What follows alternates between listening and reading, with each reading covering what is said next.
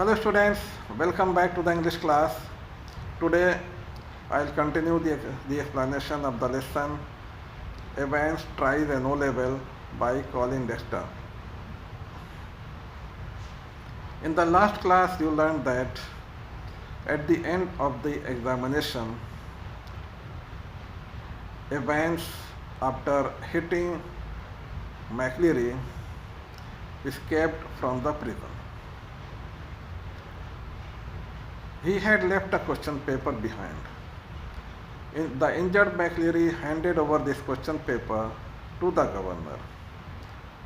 The detective superintendent Carter took the injured McLeary and went in search of Evans. The governor was sitting in his office, where he received a call from Carter, who informed the governor that McLeary had spotted Evans driving off along Elsfield Way. They had taken down the number of the car and had given a chase, but they had lost the car around near Headington roundabout, where he must have come back into the city. But the governor told Detective Carter that Evans must have gone to Newbury. He had got this information from the question paper. Then the governor asked Carter about the injured McLeary. Carter informed him that he was at Radcliffe Hospital. The Radcliffe ambulance had taken Evans from examination offices. To check this, to confirm this, the governor called Radcliffe Hospital. The Radcliffe staff informed the governor that McLeary was not there, because when they had sent their ambulance to examination offices, Evans had already left that place. When the governor was shocked to listen this, and now he knew the truth, what was happening. After quarter an hour, the Reverend S. McLeary, that is real McLeary, was found bound and gagged in his study in Broad Street. And by tea time, everyone in the prison knew what was the truth, what was happening. It had not been Evans impersonating McLeary who had walked out. It had been Evans impersonating McLeary who had stayed in. यहाँ तक कल हमने पढ़ा था. तो अभी तक आप ये समझ रहे थे कि जो एग्जामिनेशन खत्म होने के बाद जो आदमी मैक्लेरी के भेष में प्रिजन के बाहर गया था वो एवेंस था और मैक्लेरी को मार करके वो भाग गया था. लेकिन ये सच नहीं है. सच ये है कि जो आदमी बाहर गया था वो एवेंस नहीं था, वो मैक्लेरी के भेष में मैक्लेरी ही था. लेकिन जो आदमी प्रिजन के अंदर सेल में रह गया था वो एवेंस था, लेकिन वो मैक्लेरी के भेष में था. Okay. Now we'll start today from here on page number 86. Inquiries in Newbury throughout the afternoon produced nothing at all. तो गवर्नर साहब ने कार्टर को बताया था कि वो एवेंस जो है वहाँ गया है, न्यूबरी गया. तो न्यूबरी में पता करने के बाद न्यूबरी में काफ़ी इंक्वायरीज के बाद कुछ पता नहीं चला. Nothing at all. And by tea time everyone in the prison knew what had happened. और टी टाइम तक हर आदमी को जो है प्रिजन में पता चल गया था कि क्या हुआ है. It had not been Evans impersonating McLeary who had walked out. जो आदमी बाहर गया था प्रिजन के इम्पर्सनेटिंग मैकलेरी के बेस में, वो एवेंस नहीं था. It had been Evans impersonating McLeary who had stayed in. जो आदमी मैकलेरी के बेस पे अंदर रह गया था वो एवेंस था. The fish and chips were delicious and after a gentle stroll round the center of Chipping Norton, Evans decided to return to hotel and have an early night. तो एवेंस जो है अपनी जगह पर पहुंच गया था. उसने क्या किया कि वो बाहर घूम फिर रहा था और उसने खाना खाया, फिश एंड चिप्स की डिलीशियस डिश खाई. उसके बाद Evans decided to stroll around the centre of Chipping Norton and after a gentle stroll around the centre of the Chipping Norton.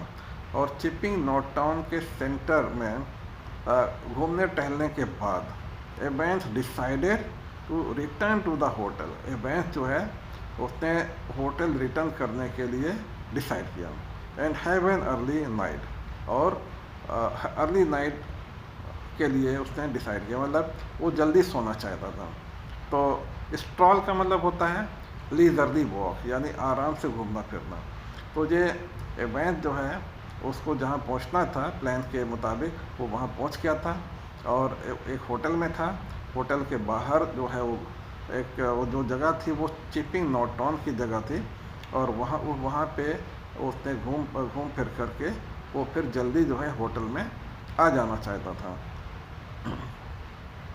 A smart new head concealed the wreckage of his closely cropped hair. wreckage का मतलब होता है the remains of something that had been destroyed or damaged. या हिंदी में इसको मलबा कहेंगे. यानी उसने जो अपने बाल जो है मैकलेरी जैसा दिखने के लिए जो है ना, इसने अपने बाल काटे, छोटे किए थे, लेकिन बहुत अच्छे से नहीं थे बाल, उसका उतना अच्छा नहीं था, इसलिए उसको मलबा कहता है. उस सेंस में इसको रिकेज का वर्ड यूज़ किया है कि उसके बाल जो है अच्छे से कटे हुए नहीं थे. तो उसको अपने जो रिकेज था उसके बालों का, उसको छुपाने के लिए जो है उसने एक हेड पहनी हुई थी. A smart new hat concealed the wreckage of his closely cropped hair. उसका जो क्लोजली क्रॉप्ड हेयर था, जो छोटे कटे बाल थे, उसके रिकेज को छुपाने के लिए उसने एक स्मार्ट न्यू हेड पहनी हुई थी. और and he kept it on as he walked up to the reception desk of the Golden Lion. और वो हेड पहने हुए जो है वो गोल्डन लायन होटल के रिसेप्शन डेस्क पर वॉक करते हुए गया.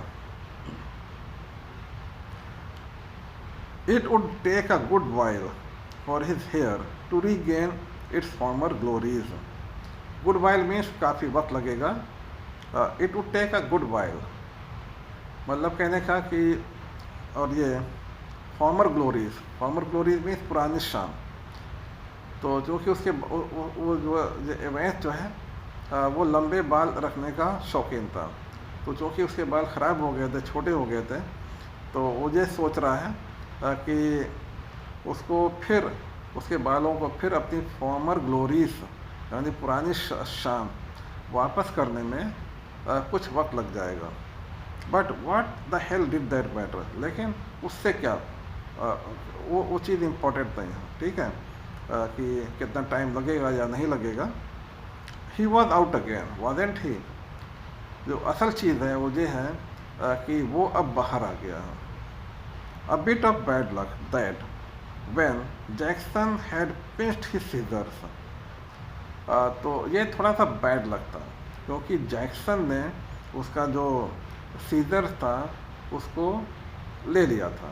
पिंच का मतलब होता है स्टील करना. आपको याद होगा कि एग्ज़ामिनेशन शुरू होने से पहले जो है, एक दिन पहले ही जैक्सन ने एवेंस का सीजर्स वहाँ से ले लिया था.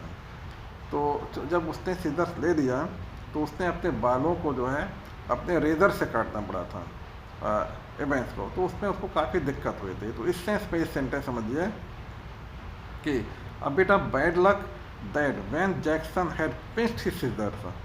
for it had meant a long and tricky operation with his only razor blade the previous night. तो चूँकि जैक्सन ने उसके सीजर्स ले लिए थे, इसलिए उसको जो है अपने रेज़र से, और जो उसने अपने बालों का ऑपरेशन किया था, यानी छोटे किए थे काट करके, उसमें उसको काफ़ी दिक्कत हुई थी और उसमें काफ़ी वक्त लगा था। तो but he had his good luck too, लेकिन इसके साथ ही साथ उसको कुछ उसकी गुड लक भी रही थी।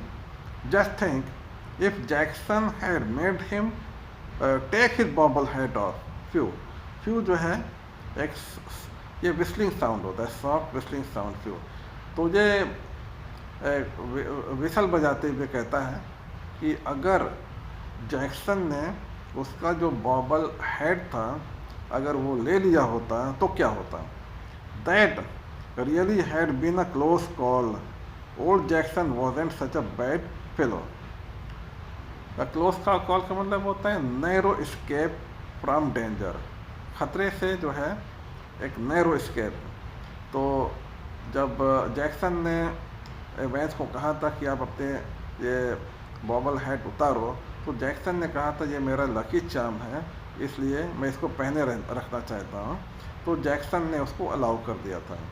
तो एवेंस उसकी तारीफ़ भी कहता है कि जैक्सन इतना बुरा आदमी नहीं था। और अगर उसने वो कैप उतार दी होती, यहाँ इसका मतलब ये है कि चूँकि उसने भेष बदलने के लिए, मैकलेरी का भेष बनाने के लिए उसने अपने बाल छोटे कर लिए थे, और जैक्सन ये समझ रहा था कि उसके बाल काफ़ी लंबे हैं और उसने चूँकि कैप पहनी हुई थी इसलिए बाल छुपे हुए हैं। लेकिन बात यह थी कि उसने अपने बाल छोटे कर लिए थे ताकि उसके बाल जो है मैकलेरी की तरह लगे, और उसको छुपाने के लिए उसने हेड पहनी हुई थी। One of the worst things, funny really, had been the beard. He'd always been allergic to sticking plaster, and even now his chin was irritatingly sore and red. वो कहता है एक बुरी चीज़ जो थी वो थी बियर्ड, और वो फनी भी थी क्योंकि जो उसको हमेशा जो है ना प्लास्टर स्टिक करने में उसको एलर्जी है। प्लास्टर वो स्टिक करता है तो उसको प्रॉब्लम होती है।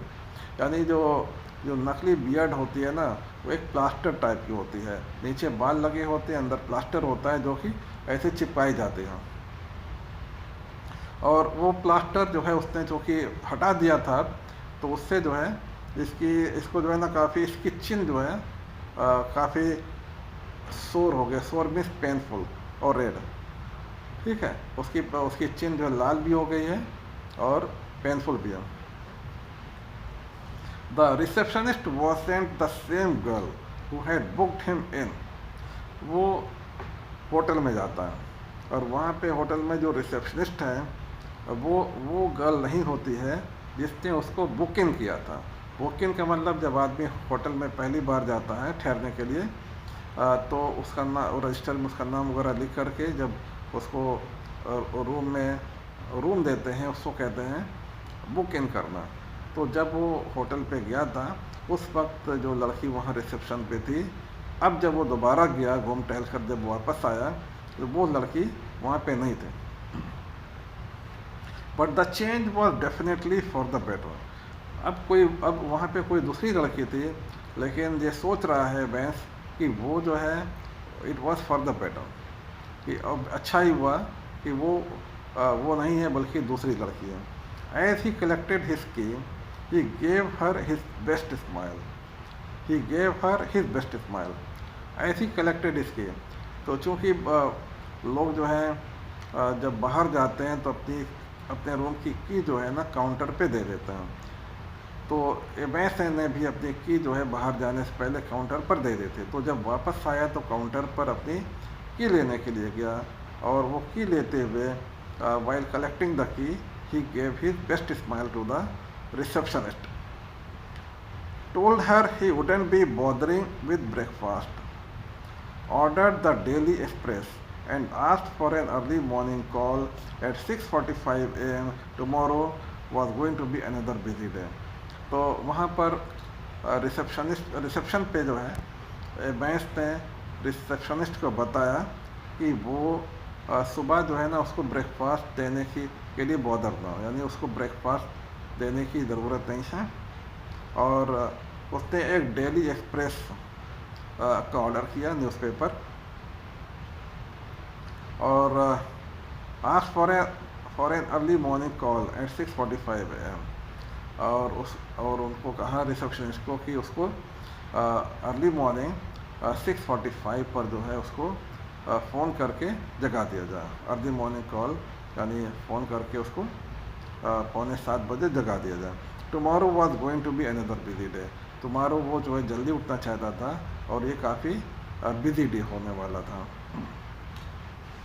He whistled softly to himself as he walked up the broad stairs. अब जो है चूँकि उसका रूम जो है ऊपर था और वो ब्रॉड स्टेयर्स थी और उससे वॉक करते हुए ऊपर जा रहा था, विसल करते हुए। He had sort of liked the idea of being dressed up as a minister, dog collar and everything. और उसे ये आइडिया बहुत अच्छा लगा था कि मिनिस्टर का भेष बदलने का आइडिया, और वो मिनिस्टर का जो बिग डॉग कॉलर एक होता है और दूसरे जो चीज़ें होती हैं, उसको ये आइडिया बहुत अच्छा लगा था। Yes, it had been a jolly good idea for McCleary to wear 2 black fronts, 2 collars. और कहता है कि जो मैक्लीरी था उसके लिए ये आइडिया जो है बहुत ही जॉली था कि 2 ब्लैक फ्रंट्स पहनने वाला और 2 कॉलर पहनने वाला। मतलब कहने का ये अभी आप समझ जाएंगे कि ये प्लान कैसे उसने जो इवेंट्स था उसने मैक्लीरी का भेष कैसे बनाया, क्योंकि मैक्लीरी साहब जो इन्विजिलेटर थे जो आए थे वो उसके साथ मिले हुए थे, और वो जो है दो ब्लैक फ्रंट्स पहन कर आए थे और 2 डॉग कॉलर पहन कर आए थे, ठीक है, ताकि एक उसको दे देंगे मैक्लीरी को, एक ब्लैक फ्रंट भी और एक डॉग कॉलर भी, और ये दाढ़ी वगैरह भी वही लेकर आए थे, तो उसको दे देंगे। But the top collar phew it had kept on slipping off the back stud. और लेकिन जो टॉप कॉलर था, 2 कॉलर वो पहने हुए थे, जो टॉप कॉलर था वो अपने स्टड का मतलब होता है बटन, वो अपने बटन से बार बार स्लिप करता जा रहा था, जो टॉप कॉलर था। And there had been that one panicky moment, और एक बार तो बहुत पैनिकी मोमेंट आ गया, वो स्लिप कर रहा था dog collar, when McCleary had only just got his hand up to his neck in time to stop the collars springing apart before Stephens. तो एक बार जो है बहुत पैनिकी मोमेंट आ गया था। क्यों? क्योंकि जब स्टीफेन जो है पीप होल से अंदर झांक रहा था तभी डॉग कॉलर्स जो है ना नीचे गिरने लगे थे, और तभी जो है उसने अपने हाथ से जो है उसको पकड़ लिया था, अपनी नेक पर ले जा कर के उसको डॉग कॉलर को जल्दी से पकड़ लिया था, नहीं तो वो गिर जाता। They had got that little problem worked out all right. तो जो थोड़ी सी वो प्रॉब्लम थी उन लोगों ने यानी जो मैक्लीरी थे और इवेंट्स थे उसको सॉल्व कर दिया था। A pen stuck in the mouth whenever the evil eye had appeared at the peephole. तो उसको स्टीफेंस जो प्रिजन ऑफिसर था उसको बेवकूफ़ बनाने के लिए इवेंट्स ने जब भी वो पीप होल से देखता तो वो अपना पेन जो है अपने लिप्स के बीच में दबा के बैठा रहता, अपने माउथ पे लगा के बैठा रहता। Easy, but all that fiddling about under the blanket with the black front and stud at the back of the collar। लेकिन और ये लोग क्या करते थे, जब इवेंट्स आता तो उस टाइम पे जब मुंह में अपनी पेन लगा के बैठा हुआ होता था, इसको थोड़ा आइडिया था कि कितनी देर के बाद वो स्टीफेन अंदर झांकेगा, और उस 1 मिनट में या 2 मिनट में अब वो यहाँ पे अपना ये भेष बदलने के लिए कुछ कर रहे होते थे। तो भेष बदलने के लिए इवेंट्स ने जो है आ, उसको ब्लैक फ्रंट उसका पहन लिया था, ठीक है, और एक कॉलर भी पहन लिया था, ठीक है, एक कॉलर भी और ब्लैक फ्रंट भी पहन लिया था, और फिर उसके ऊपर से जो है ब्लैंकेट ओढ़ लिया था, ठीक है। तो ये उस इस सेंस में आप देखिए कि but all that fiddling about under the blanket, blanket ओढ़ा हुआ था, वो कह रहा है कि all that fiddling about, fiddle का मतलब होता है टू टच समथिंग, किसी चीज़ को बार बार टच करते रहना, या कोई चीज़ बार बार गिर रही हो उसको सही करते रहना, ठीक है, उसको कहते हैं फिडल अबाउट। तो इस ये जो है, जो कि ब्लैक फ्रंट था और कॉलर था, इसको सही करना था इसको। तो जो ऊपर से ब्लैंकेट ओढ़े हुए था, तो और ब्लैंकेट के अंदर जो है ना, ये सब सारे काम कर रहा था। और ये जो है, that had been far more difficult than they had ever bargained for, bargain for का मतलब थॉट, सोचा था। तो ये काम जो है ना, जो अंदर ब्लैंकेट के अंदर जो है उसको सही करना, ब्लैक फ्रंट को और कॉलर को, वो थोड़ा सा मुश्किल काम था, मतलब जितना उन्होंने सोचा था उससे ज़्यादा मुश्किल था। और everything else had gone beautifully smoothly दो, हालांकि इसके अलावा जितने और दूसरे काम थे वो काफ़ी अच्छे से हो गए थे। In the car he had found everything they had promised him. अच्छा, उसके बाद जो है, जब वो वहाँ से भागा है एवेंस, तो कार में सारी चीज़ें थी, कार में सारी चीज़ें थी उसकी ज़रूरत की। They had found everything they had promised him, soap and bottom, clothes, the map, yes the map of course. तो गाड़ी में सारी चीज़ें थी, सोप था, वाटर था, कपड़े थे और मैप था, ठीक है। सोप वाटर का मतलब जो है उस जो कि जो पहले मैक्लेरी का बेस बनाया हुआ था, वहाँ पे जा करके वो मैक्लेरी का बेस अपना उतारेगा, दाढ़ी दिखा देगा और सब हटाएगा, तो उसको पानी की ज़रूरत पड़ेगी, सोप की ज़रूरत पड़ेगी। और उसके बाद जो है वहाँ पे एक मैप भी था। मैप किस लिए था? The ordnance survey map of Oxfordshire, इसका मैप था। He had got some good friends, some very very clever friends Christ. तो ये मैप का क्या रोल था हम बाद में जानेंगे। तो यहाँ पे हमको ये पता चलता है कि एवेंस के बहुत सारे अच्छे दोस्त हैं, वेरी क्लेवर फ्रेंड, बहुत सारे क्लेवर फ्रेंड्स थे एवेंस के, जो हर स्टेज पर, हर स्टेप पे उसकी मदद करते थे। यानी ये सारी चीज़ें जो है उनके दोस्त, एवेंस के दोस्तों ने ही प्रोवाइड की थी। कार थे, उसके अंदर जो सामान थे तब उसके दोस्तों ने अरेंज किया हुआ था। He unlocked his bedroom door and closed it quietly behind him. तो एवेंस होटल के अपने बेडरूम में गया, दरवाज़ा खोला, and closed it quietly behind him, उसके बाद अपने पीछे जो है उसने दरवाजे को बंद किया। And then stood frozen to the spot, फिर जब वो मुड़ा तो अपनी जगह पर वो जम गया। Like a man who has just got a glimpse of the Gorgon. Gorgon का मतलब होता है चुड़ैल, जो मीन्स एक ड्राउनी औरत जिसको देख करके आपको डर लगे, उसको गॉर्गॉन कहते हैं। तो जब वो दरवाज़ा बंद करके मुड़ा तो सामने जो चीज़ थी उसको देख करके वो वहीं पे जम गया। ऐसा लगा कि वो कि उसने कोई ड्राउनी चीज़ देख ली हो, जैसे कोई चुड़ैल हो। Sitting on the narrow bed was the very last man in the world that Evans had expected or wanted to see. वहाँ पर सामने बेड पर वो आदमी बैठा हुआ था जो कि दुनिया का आखिरी आदमी होगा जिसको एवेंस देखना चाहता हो और जिसको देखने की उम्मीद हो एवेंस को, वो बैठा हुआ था। It's not worth trying anything said the governor. वहाँ पर गवर्नर साहब बैठे हुए थे उसके बेड पर, और वो उन्होंने कहा कि अब कुछ ट्राई करने की ज़रूरत नहीं है। Quietly said the governor quietly as Evans eyes darted desperately around the room.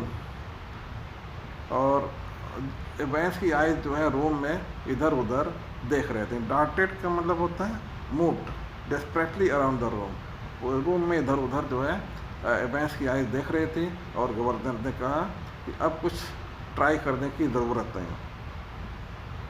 I got man all around the place, मेरे आदमी जो है इस जगह में चारों ओर फैले हुए। Well there were only two really but Evans didn't know that. तो हालांकि सिर्फ 2 आदमी थे गवर्नर के, लेकिन एवेंस को पता कैसे चलेगा कि कितने लोग हैं। गवर्नर साहब ने ऐसे कह दिया कि चारों तरफ उसके आदमी हैं। He let the words sink in. Women too, didn't you think the blonde girl in reception was rather sweet? तो उसके बाद थोड़ी देर बाद वो फिर कहते हैं कि वहाँ पे जो रिसेप्शन पे जो वो कहते हैं कि जो कुछ औरतें भी इसमें शामिल हैं। फिर कहते हैं कि वहाँ जो रिसेप्शन पर तुमने देखा था एक ब्लॉन्ड गर्ल थी और वो स्वीट नहीं थी क्या? तो ठीक है, अब ब्लॉन्ड गर्ल का मतलब होता है जिसके हेयर गोल्डन होते हैं। एवेंस वॉज विजिबली शेकन। तो जब गवर्नर साहब ने एवेंस को पकड़ लिया वहाँ पे, तो एवेंस जो है वो शेक हो गया, बिल्कुल हिल गया था। विजिबली देखने में लग रहा था कि एवेंस बिल्कुल शेकन हो। He sat down slowly in the only chair the small room could offer. तो वहाँ पे एक चेयर थी स्मॉल रूम में और उस पर जो है वो बैठ गया। And held his head between his hands, और उसने अपना सर अपने हाथों के बीच में होल्ड किया। For several minutes there was utter silence. तो कई मिनटों तक वहाँ पर एकदम साइलेंट था। फाइनली ही स्पोक, और आखिर में एवेंस बोला, it was that bloody correction slip I suppose.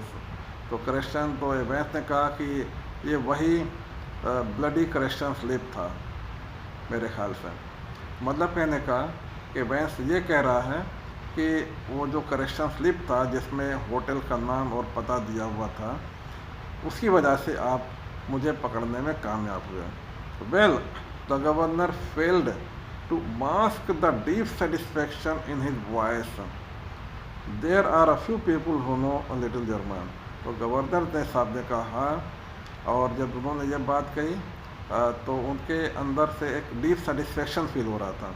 उन्होंने कहा कि there are a few people who know a little German, कि हाँ कुछ लोग हैं जिनको थोड़ी जर्मन आती है। और जब उन्होंने ये बात कही उनको उनकी आवाज़ में डीप सेटिस्फैक्शन था। क्यों डीप सेटिस्फैक्शन था?